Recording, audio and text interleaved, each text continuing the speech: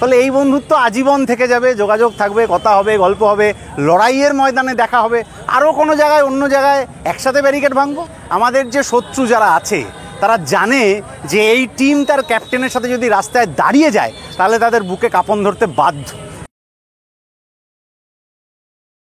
DYFI তো continuous process, relay রেসের মতো, কারুর হাত থেকে ব্যাটন পাই, আবার কারুর হাতে ব্যাটন দিয়ে যেতে হয়। সেই ব্যাটন নিয়ে যে দৌড়ালো সে কতটা ভালো দৌড়ালো সেটার উপর ডিপেন্ড করে যে রেসটা শেষ অবধি আমরা কোথায় গিয়ে দাঁড়াবো আর কি। তাহলে এটা একটা কন্টিনিউয়াস প্রসেস। সেই প্রসেসে পুরনো কমিটি সে নতুন কমিটির কাছে অনেক যোগ্যতার জায়গায়, অনেক আশা ভরসার জায়গায় দাঁড়িয়েছে। নতুন কমিটি অবশ্যই ভালো করবে। আর ব্যক্তিগত অনুভূতির জায়গা সংগঠনে কখনো থাকে না, সেটাকে ছাপিয়ে সমষ্টির জায়গা। সেই সমষ্টি এখন যে ক্রাইসিসের মধ্যে আছে, আজকে কালীগঞ্জে সামান্য একটা বাই ইলেকশনের জেতার উল্লাসের যে 10 বছরের বাচ্চার সাথে যে ঘটনা ঘটেছে, সেই পরিবেশ পরিস্থিতি যতদিন পশ্চিমবাংলায় থাকবে ততদিন সমষ্টির অনুভূতি আসলে এই চোর চিটিংবাজদের, এই দাঙ্গাবাজদের বাংলা ছাড়া করার জন্যে থাকে। তার জন্য লড়াই। প্ল্যাটফর্ম আলাদা হতে পারে, কিন্তু আমাদের তো কম্পাসটা এক জায়গায় আছে, ফলে দেখা আমাদের হবেই। আজকে এই সমুদ্রেও হতে পারে, কালকে ওই সমুদ্র হতে পারে, কিন্তু যে কোনো সমুদ্র উত্তাল যতই হোক, কম্পাসটা যদি ঠিক থাকে তাহলে কোন দিকে যেতে হবে সেটা বোঝা যাবে। তাহলে সে বন্ধুদের সাথে দেখা হবে, অসুবিধা নেই। আর যেহেতু আদর্শের বন্ধুত্ব, নীতির বন্ধুত্ব, টাকা পয়সা কামাইয়ের বন্ধুত্ব তো না, ফলে এই বন্ধুত্ব আজীবন থেকে যাবে, যোগাযোগ থাকবে, কথা হবে, গল্প হবে, লড়াইয়ের ময়দানে দেখা হবে, আরও কোনো জায়গায় অন্য জায়গায় একসাথে ব্যারিকেড ভাঙবো। যে কোনো একটা টিমে ক্যাপ্টেনের ভূমিকা তো খুব থাকবেই। এটা যেমন ঠিক যে captain is as good as his team বা অর হার টিম, তেমনি ক্যাপ্টেনের কিছু বাড়তি গুণাবলী থাকে। সৌরভ গাঙ্গুলি চোখে চোখ রেখে স্টিভ ওয়ার দিকে সেদিন না তাকাতে পারলে, টসের জন্য স্টিভ ওয়াকে আধ ঘন্টা দাঁড় করিয়ে রেখে মাইন্ড গেম জিততে না পারলে সেই চেন্নাই আর ইডেনের টেস্টে কী ফলাফল হতো কেউ জানে। ঠিক একই রকমভাবে আমাদের যে শত্রু যারা আছে তারা জানে যে এই টিম তার ক্যাপ্টেনের সাথে যদি রাস্তায় দাঁড়িয়ে যায় তাহলে তাদের বুকে কাঁপন ধরতে বাধ্য। ইনসাফ যাত্রা হোক, নবান্ন অভিযান হোক, উত্তরকন্যা হোক, যে কোনো ক্ষেত্রে আমরা এটা বারে বারে প্রমাণ করেছি যে এই লড়াইতে আমাদের যে শত্রু তাদের এত চাওয়া পাওয়া ইত্যাদির ব্যাপার না, তারা আসলে এই টিমটাকে ভয় পায়। আমরা ওই ভয়টাকে দিয়ে আরও কর্নার করতে চাই, এই অপসময়ের যে শক্তি, এই খারাপ শক্তিটাকে আরও কর্নার করতে চাই, আরও সাইডলাইন করে দিতে চাই।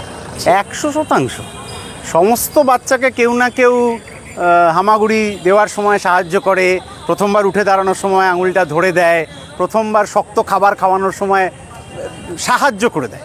কিন্তু এক্স হোক বা ওয়াই হোক, সেই সাহায্য সহযোগিতা পেলে সেই বাচ্চা নিজে নিজে যেভাবে প্রকৃতির সাথে ছোটোবেলা থেকে লড়তে শেখে, ঠিক তেমনি এই প্রতিকূল অবস্থার মধ্যে, পরিবেশের মধ্যে এই সময় ডিওয়াইএফআই যারা আজকের কমিটিতে থেকে গেলেন তাদের একটা বড় অংশ গত কয়েক বছর ধরে যে লড়াই আন্দোলনের ধারায় এসছেন, এবং এই ধারা খুব সংক্রামক। একজন ব্যারিকেড ভাঙতে এগিয়ে গেলে পিছনের 10 জন ওই সংক্রামক রোগ তাদের মধ্যে গিয়ে একসাথে ব্যারিকেড ভাঙার যে লড়াইটা, সেটাই তো শাসক ভয় পায়।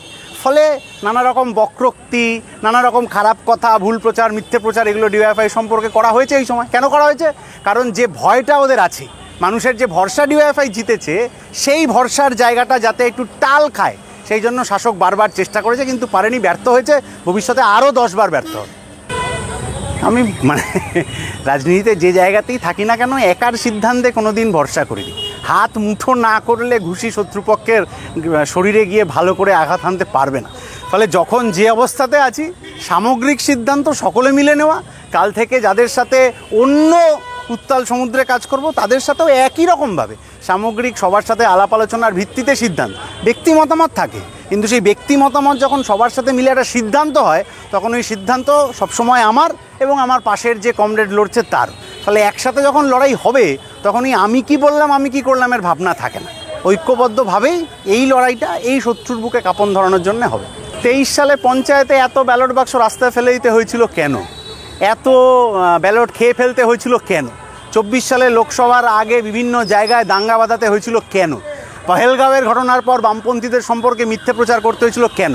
একটা বাই ইলেকশন জেতার খুশিতে একটা 10 বছরের মেয়েকে খুন করে ফেলতে হয় কেন? চাকরি চাইতে এসে মইদুলকে পিটিয়ে খুন করতে হয় কেন? এই সমস্ত প্রশ্নের উত্তর লুকিয়ে আছে 26-এ আসলে কি হবে। একদিকে রুটি রুজির লড়াই, উল্টো দিকে রুটি রুজির ভাবনাকে ভুলিয়ে দিতে জাত, ধর্ম ইত্যাদি ইত্যাদিকে ব্যবহার করে মানুষকে বোকা বানানোর লড়াই। দেশ বেচার দালালদের বিরুদ্ধে দেশ বাঁচানোর লড়াই, যা হওয়ার তাই হবে।